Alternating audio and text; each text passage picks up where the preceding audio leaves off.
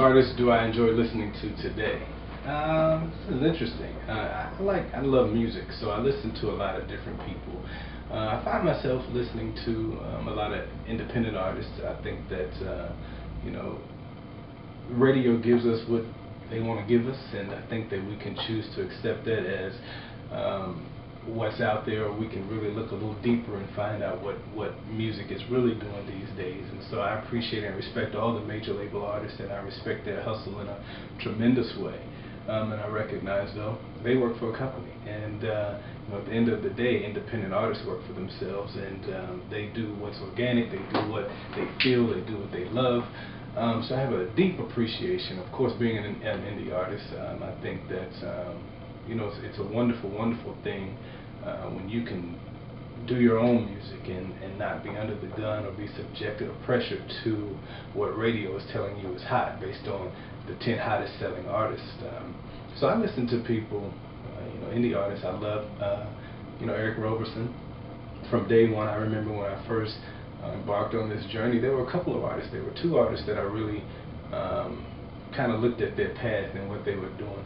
Eric Roberson was one, and also a guy by the name of Gerard Anthony out of Virginia. I was actually living in Virginia at the time, and so Gerard Anthony was very fascinating to me because he was doing exactly what I wanted to do, and he's still, very current and relevant in the indie artist music scene today. So I enjoyed his music. I think he had a project several years ago called "Don't Sleep, Just Dream," and it's still one of my favorites. Eric Roberson, anything he does. Russell Taylor, I listen to him. I enjoy his music. A fellow AT Alien, Algebra Blessed. I enjoy her music. She's a great artist who, her work is phenomenal.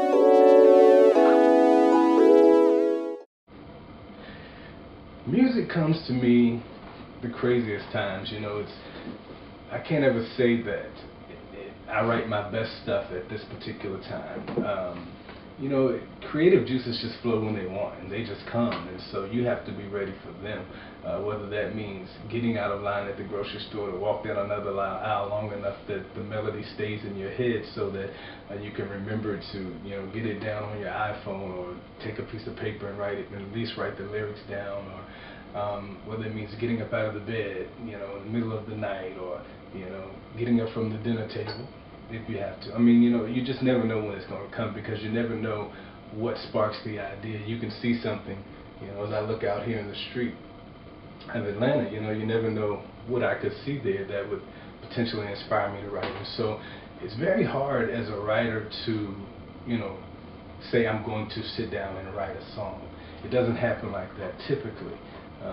Maybe in collaborative environments, but typically it doesn't happen like that. It's something that kind of has to hit you, which is a lot of times why artists take a while to release records. It's because it has to flow and it has to come, and you want it to be natural. You don't want it to be forced. And I never try to force a song or a lyric. I have songs that I've been working on for years, and that they still aren't finished.